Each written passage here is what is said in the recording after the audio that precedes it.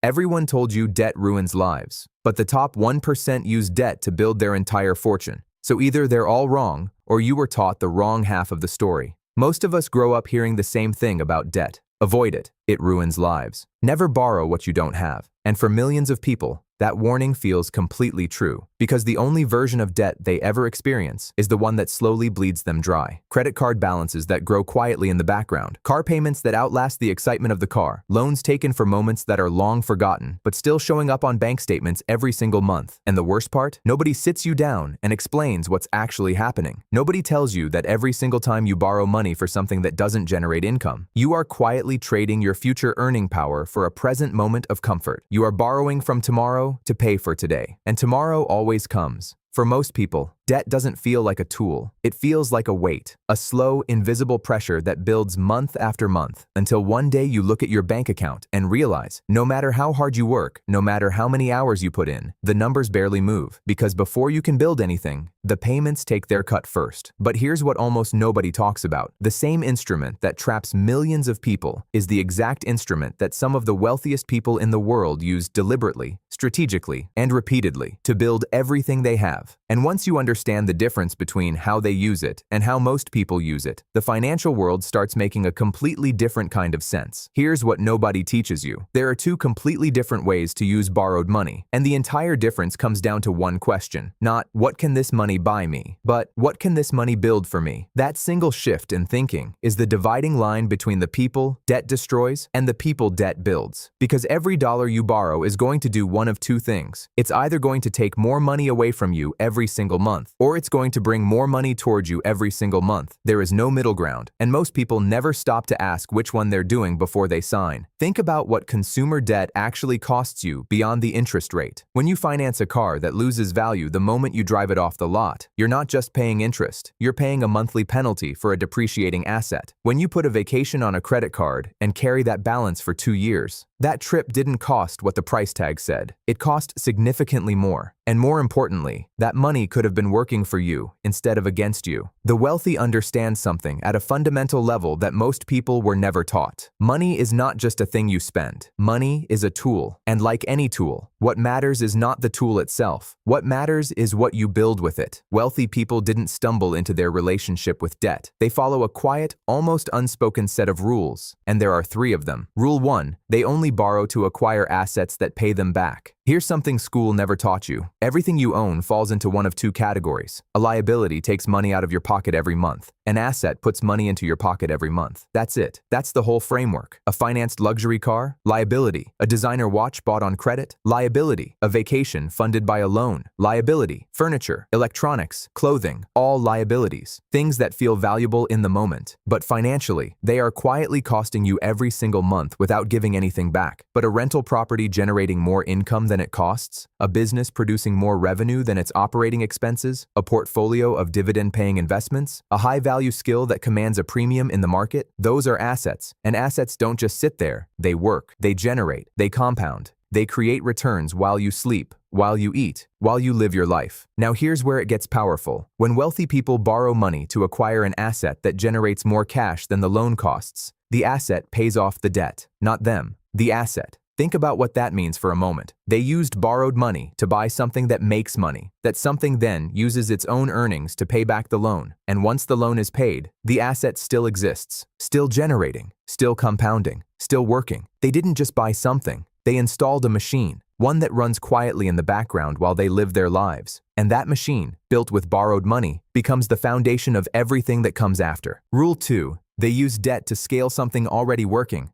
This is the rule almost no one talks about, and it's one of the most powerful financial moves that exists. Most people assume wealthy entrepreneurs borrow money to start something from scratch. They don't. Starting something from scratch with borrowed money is high risk. What wealthy people do is fundamentally different. They borrow to pour fuel on a fire that's already burning. There's a massive difference between those two things. A business already generating profit has already proven something. It has proven that people want what it sells. It has proven that the model works. It has proven that there is demand. Borrowing money at that point isn't speculation, it's acceleration. Imagine a marketing agency already generating $8,000 a month in clean profit. The owner has a decision to make. They can grow slowly, reinvesting profits little by little over years, Or they can borrow $60,000 and compress that timeline dramatically, not out of desperation, not because they need it to survive, out of precision. Suddenly the business isn't positioned the same way it was 3 months ago. It's operating at a different level entirely. 6 months later, the business generates $22,000 a month. The loan costs $800 a month to service.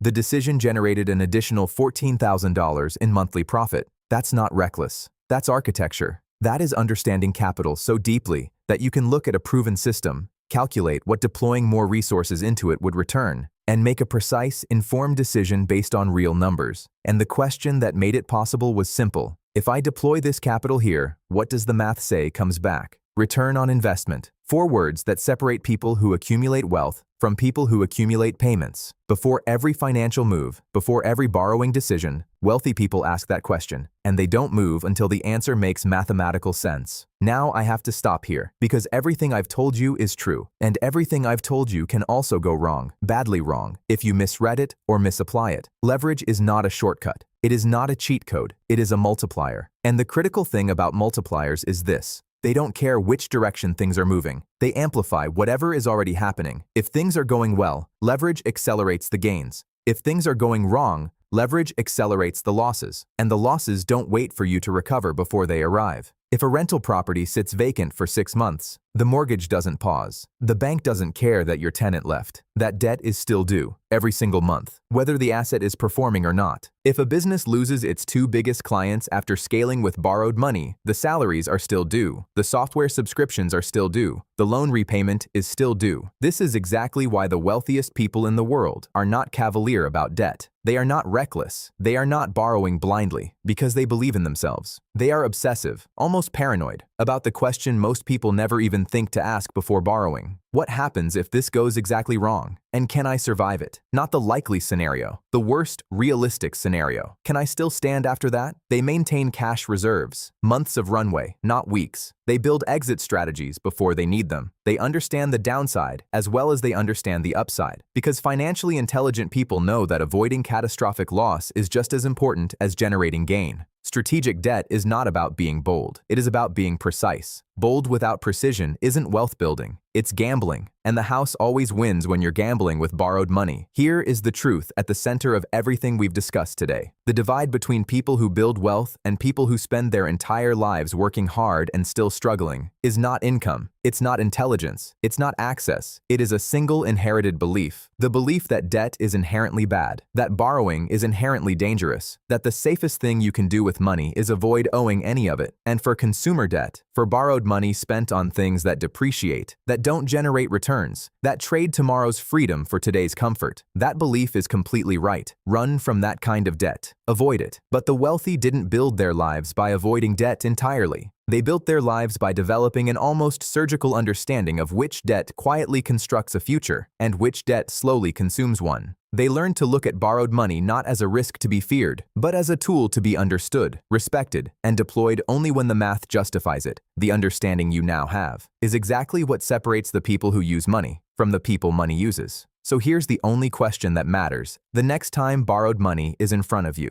ask yourself one thing. Is this building my future, or is this borrowing from it? That question alone, asked honestly, answered honestly, will make you think and move differently than 90% of people ever will. If this shifted something for you today, save this video. Come back to it before you make any major financial decision. Send it to one person in your life who needs to hear it, because most people never get taught this, and they should. Drop a comment below and tell me, what's the first thing you do differently with borrowed money after watching this? I read everyone.